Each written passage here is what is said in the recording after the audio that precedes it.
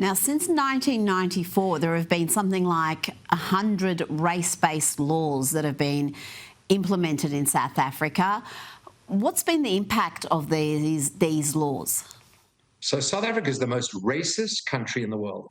You'd think, having got rid of apartheid in 1994, having peacefully handed power from a white minority government to democracy in South Africa, you'd think the last thing that our country would want is to return to a racist situation. But the ANC government has instituted 114 race-based laws since 1994, and they're doubling down. They're increasing them under the guise of transformation. But what is black economic empowerment? Theft.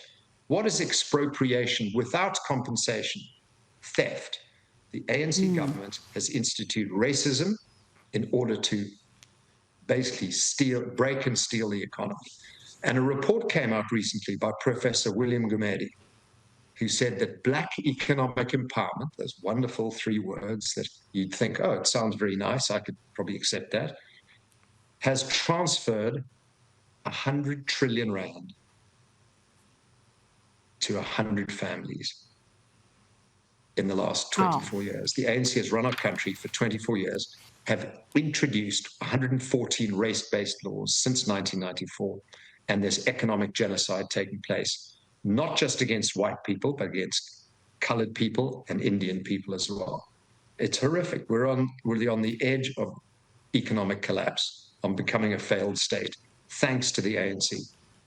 Now, Rob, you're in the country, you're in Australia. What would your message be to our Prime Minister, Anthony Albanese, about what's happening in South Africa and what he can do to exert some pressure? Because we saw during apartheid, great pressure exerted on South Africa to change its ways. Other than Donald Trump, no one else seems to be speaking about this. Well, I don't have much faith in leftist governments like Canada and Australia to actually say or do anything. You know, all we ask of the world, of the decent part of the world, is just tell the truth. Just tell it like it is. And Donald Trump has basically stood up and said, I'm not happy with what's going on in South Africa. I'm pointing a spotlight on the country, and we're going to make sure that punishment fits the crime. And I'm not sure what that is and when it's going to come, but Donald Trump and his administration, I have to salute them. And I wish Albanese would even stand up and put a spotlight on South Africa, but I don't have much hope for that. Well, let's hope he changes his mind. There are many South Africans in this country. We've got quite a big expat population, and let's hope they speak up. You have been very outspoken, very brave in talking about this issue, and we really do appreciate your time.